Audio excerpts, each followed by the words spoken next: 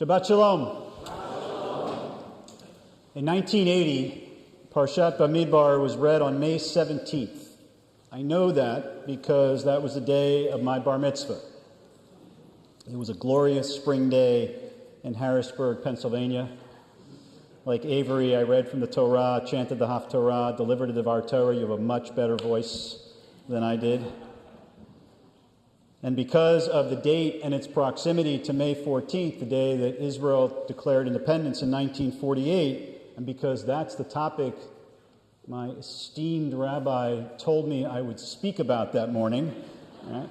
Rabbi Jeff Wahlberg, who I still think of as my rabbi, and when I think of the image of rabbi, I still see him and revere him. I spoke that morning about the creation of the State of Israel. Now, I don't remember much of what I said. I have that speech somewhere, and I couldn't find it. But it was more of a, book report of the events than any kind of personal connection that I felt towards the land of Israel. That, of course, would come later. It's a topic I think about regularly. Israel as a place, as an idea, as a homeland. These ideas occupy quite an amount of space in my head. And so 44 years later, so much has changed and so much has remained the same. I'm standing on a bima. I would not have guessed that 44 years ago, nor would my rabbi, choosing to speak about Israel.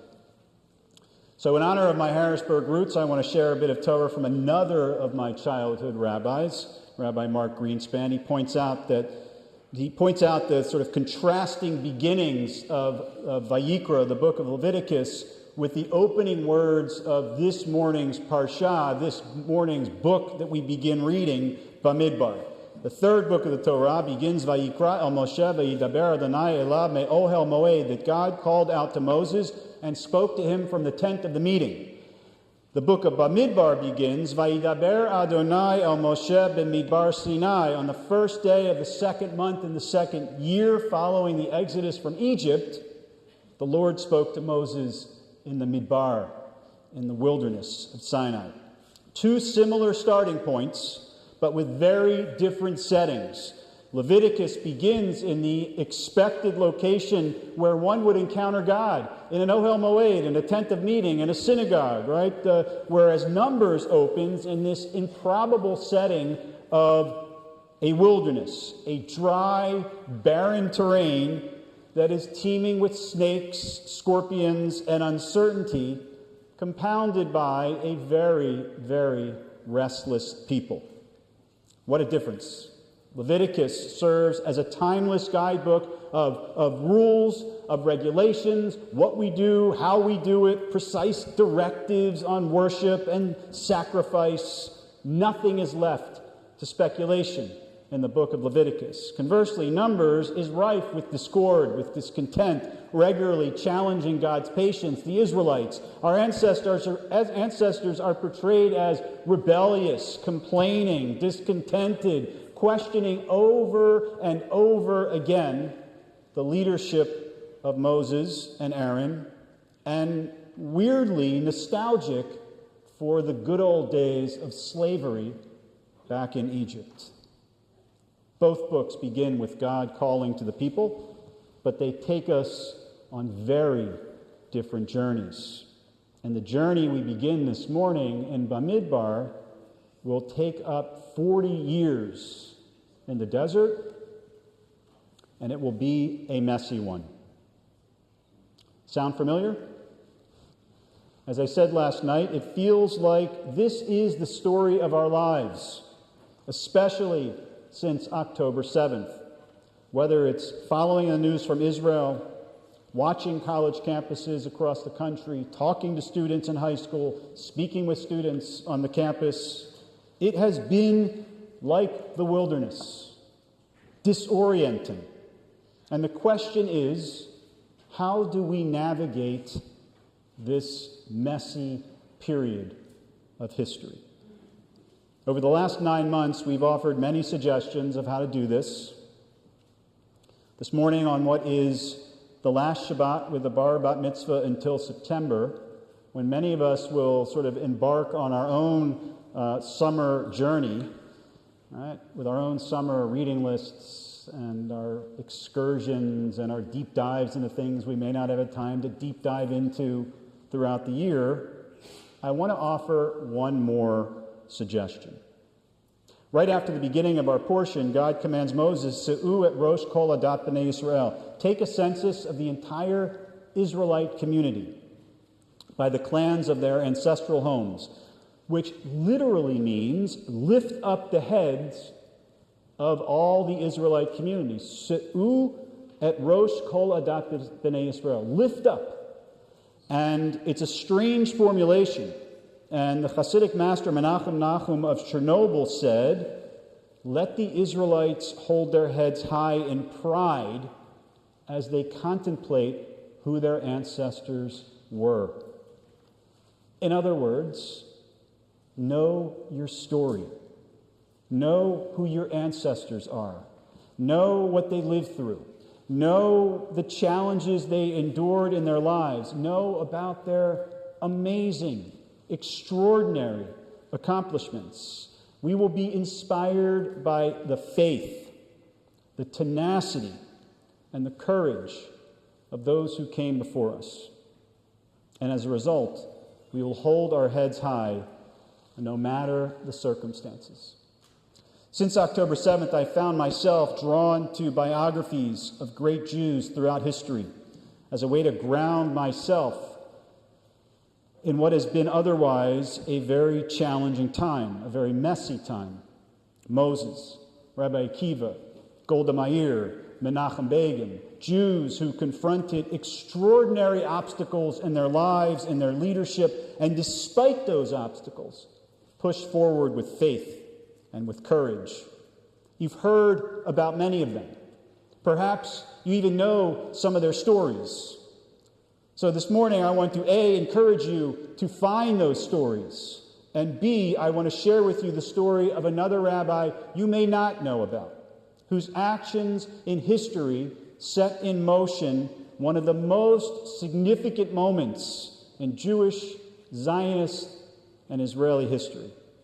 And it can serve as a guide for us, all of us, in these challenging times.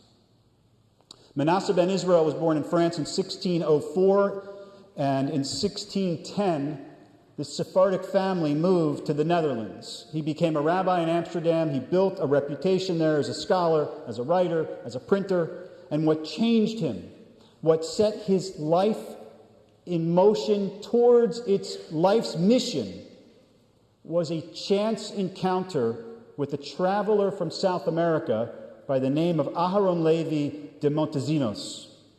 He told Manasseh that in his travels through America, he encountered a group of Native Americans who used to recite the Shema and considered themselves descendants of the tribe of Reuben. And when Manasseh heard this, he was convinced that it was proof that the lost 10 tribes of Israel had been dispersed around the world, and that this spreading out of Jews was actually God's plan that would ensure the Messiah would come and Jerusalem would eventually be restored. He writes a book about this. And the problem is, in Manasseh's eyes, that there was one country, one corner of the world where Jews had been officially banned since 1290, and that was England. And overturning this ban, this became the life work of Manasseh ben Israel. So in 1655, I'm giving you a very condensed version of this. In 1655, he moves to London, where he petitions for Jews to be able to move and live there. It is, if you read up on this, it is a display of political activism never seen before in Jewish history, lobbying prominent English professionals, businessmen, to embrace this plan. And many of them were very open as Christians to this plan because they liked the idea of a messianic age returning.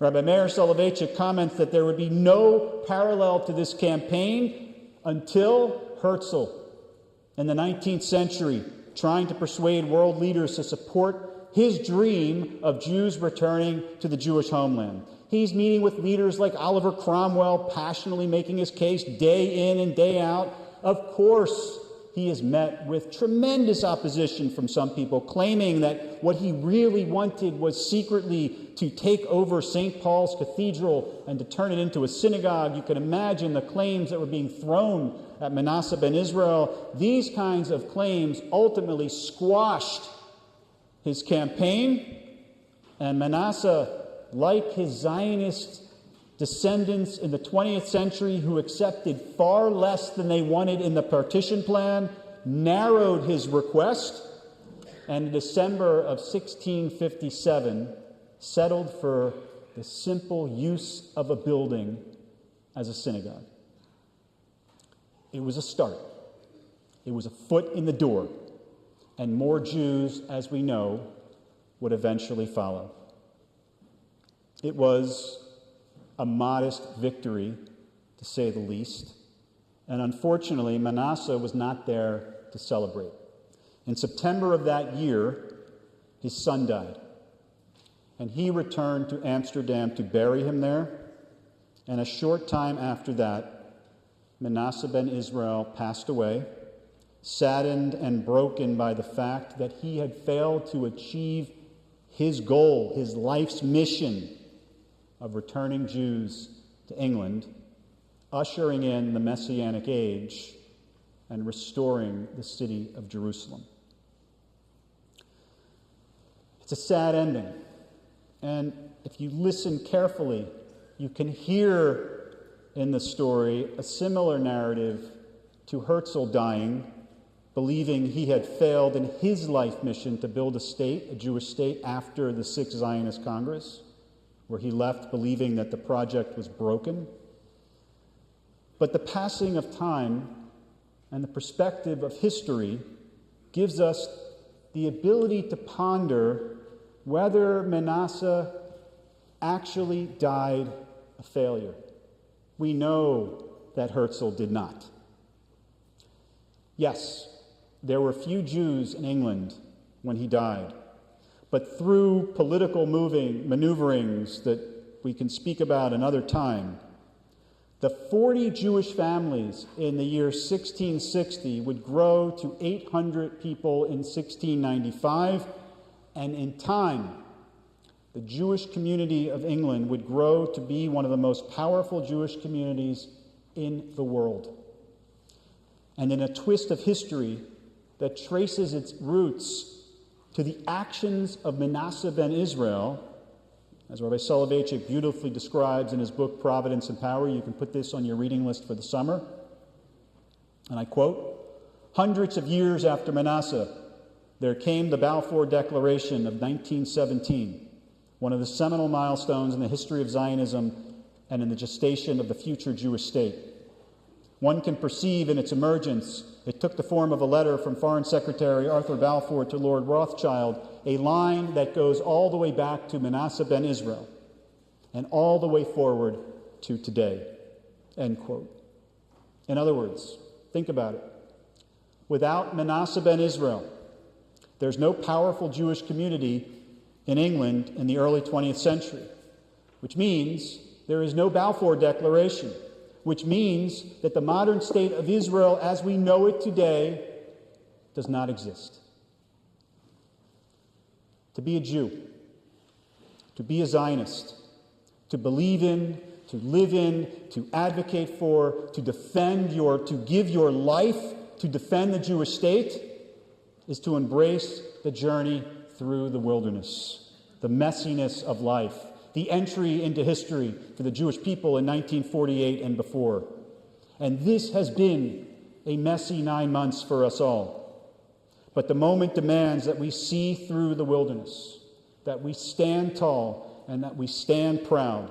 Now more than ever, the future of Zionism increasingly depends on the willingness of Jews, articulate Jews, to be inspired by the likes of this 17th century Sephardic rabbi, to advocate for the Jewish people, to stand up for the Jewish people, and to involve supportive non-Jews in this endeavor. Se'u et rosh kol adat b'nei Israel.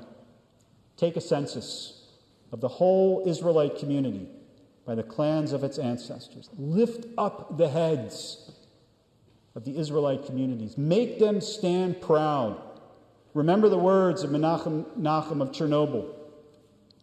Let the Israelites, let all of us hold our heads high in pride as we contemplate who our ancestors are, as we walk forward into the wilderness for the next 40 years or in the next 3 months.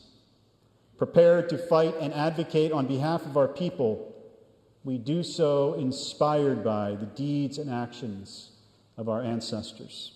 Im tirtzu ein zo agada. If you will it, it is not a dream. Herzl's words were true for Manasseh ben Israel, who in 1655 dared the impossible, and they are true for us today. Shabbat Shalom.